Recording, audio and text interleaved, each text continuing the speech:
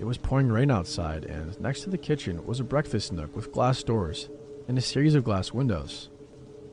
As I was preparing to walk back into the room, the phone rang. Alice's parents called often, so I always answered the phone. I picked up the phone and asked who it was. "Hi, how are you?" a male voice asked.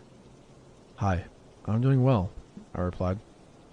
"Are you calling for Jason, Alice's father?" "He isn't home, but I can take a message." "Maybe," he says to me, "maybe I'm calling to talk to you." Now, my spidey sense wasn't ringing just yet, and I figured it was a family member or a friend who was bored and wanted to chat. I politely but quickly said I had to go. The girls were calling for me to bring their snacks, so I hung up the phone. I brought Alice and Jennifer their snacks and was about to settle into the recliner chair in Alice's room when I heard the phone ring again. I hustled back into the kitchen to answer it without really thinking anything was peculiar. At least, not yet.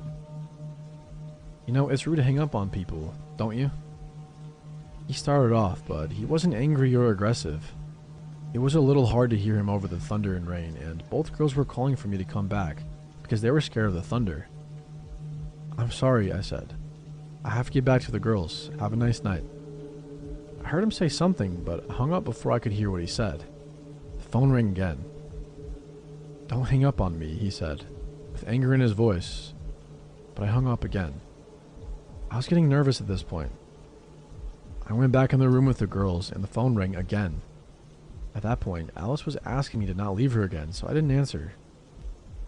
But the phone rang again and again. Finally, 10 minutes had passed without a call, and it rang again. This time, I thought that perhaps it was Alice's parents, so I peeled myself away from the girls to go and answer the phone. "You fucking cunt.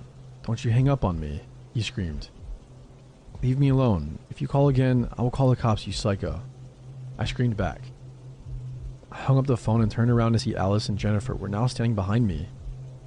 They looked terrified, so I offered to get some ice cream bars from the freezer. I went to the freezer and the phone rang again. Alice answered it. I don't know what he was saying, but I heard screaming, and Alice looked absolutely terrified. I grabbed the phone and was about to unleash on him when he said, "That's a nice pink shirt you're wearing."